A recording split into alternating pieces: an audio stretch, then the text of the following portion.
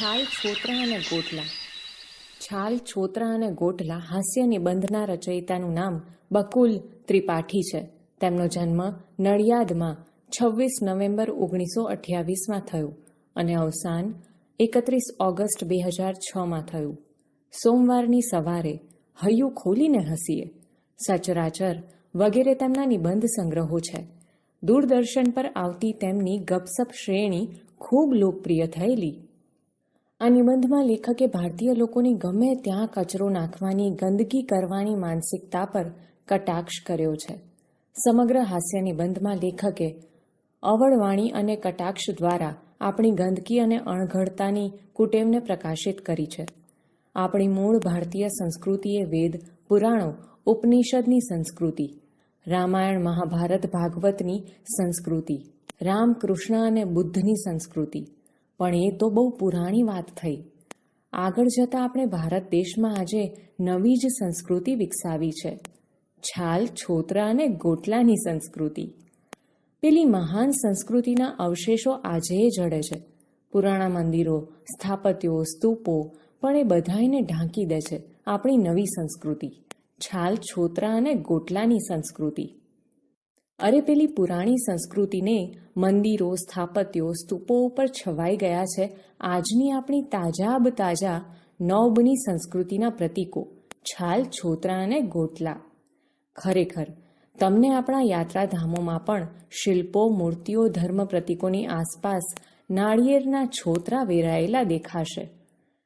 એમ તો કેળા પવિત્ર ફળ છે, ઉપવાસ વખતે ફરાળનું ફળ છે. એની છાલો આપણને ઠેર ઠેર દેખાશે આપણા ધર્મસ્થાનોએ. અને આપણે ધાર્મિક ભાવનાવાળા હોવાથી પરમેશ્વરની આપણા પર અઢળક કૃપા છે. આપણા દેશમાં આંબા છે, આમ્રફળ છે. વિશ્વના શ્રેષ્ઠ આંબા પરમેશ્વરે આપણા ભારત દેશને આપ્યા છે. આનાથી આભારવશ થઈને આપણે ગોટલા પ્રભુને અર્પણ કરીએ છીએ. જોજો આપણા યાત્રાધામોની ગલીઓમાં. એટલે જ કહું છું, આપણી નૂતન સંસ્કૃતિ છે છાલ, છોતરા અને ગોટલાની સંસ્કૃતિ. અરે પેલા પ્રાચીન સંસ્કૃતિના પ્રતીકો તો ક્યાંક ક્યાંક જ દેખાય છે. ક્યાં સોમનાથ અને ક્યાં દ્વારકા, ક્યાં અંબાજી અને ક્યાં ડાકોર, ક્યાં બનારસ અને ક્યાં જગન્નાથપુરી. છૂટા છવાયા ક્યાંક ક્યાંક જ આવ્યા છે આપણી પ્રાચીન સંસ્કૃતિના પ્રતીક. પણ આપણી નૂતન સંસ્કૃતિના પ્રતીક તો દેશમાં ક્યાં નથી.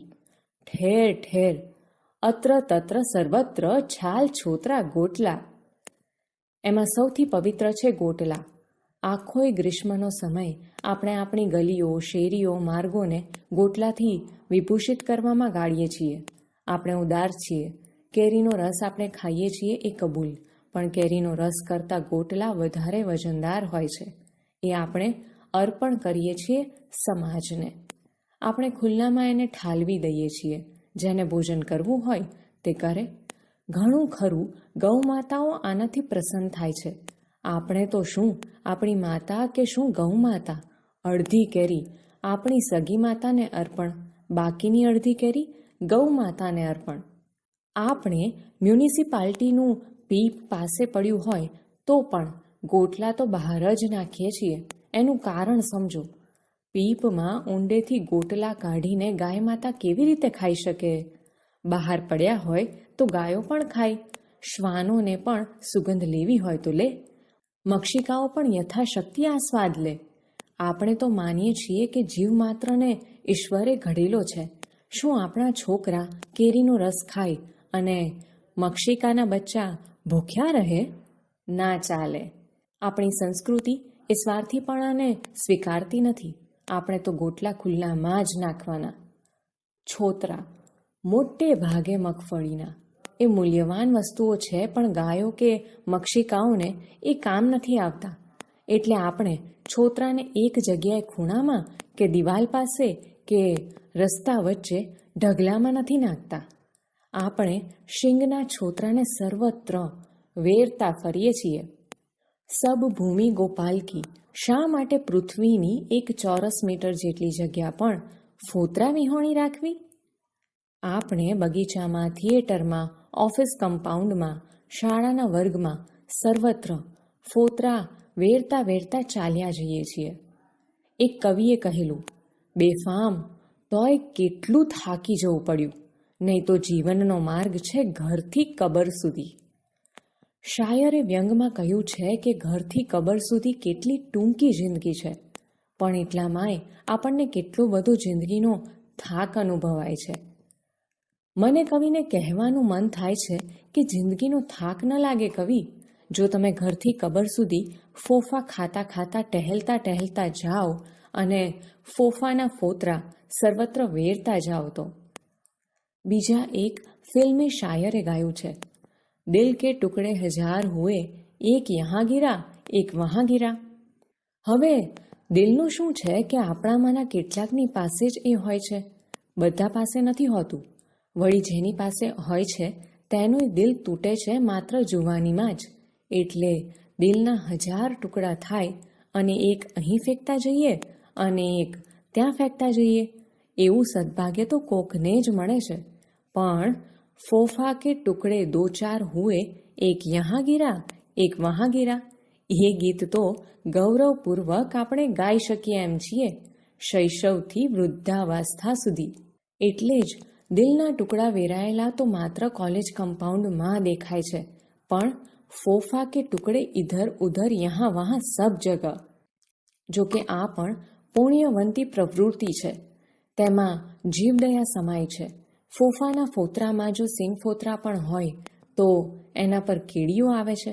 ઘણીવાર તો કીડીઓ સહકુટુંબ મિત્ર મંડળ સહિત આવે છે. હવે કીડી બિચારું નાનું જંતુ, આપણે ફોફાના ફોતરાને રૂમાલમાં નાખીને નાની પોટલી વાળીને ખિસ્સામાં રાખીને પછી મ્યુનિસિપલ કચરાપેટી દેખાય ત્યાં જઈને ઠાલવી શકીએ. વિદેશોમાં આવો સજ્જડ નિયમ છે, પણ આપણે તો જીવદયાવાળા માનવીઓ રહ્યા. આપણી કીડી બહેનો બિચારી કેટલુંય ચાલીને છેક કચરાપેટી સુધી ક્યાં જાય, બિચારી થાકી ન જાય. એટલે જ આપણે દયા આણીને એને ફોતરાની હોમ ડિલિવરી આપીએ છીએ. કીડીઓ સર્વત્ર, ફોતરા સર્વત્ર, સેવ ભૂસું ચવાણું એના દાણા સર્વત્ર, એટલે કીડીઓ સર્વત્ર. આપણી લાગણીઓ સર્વવ્યાપી.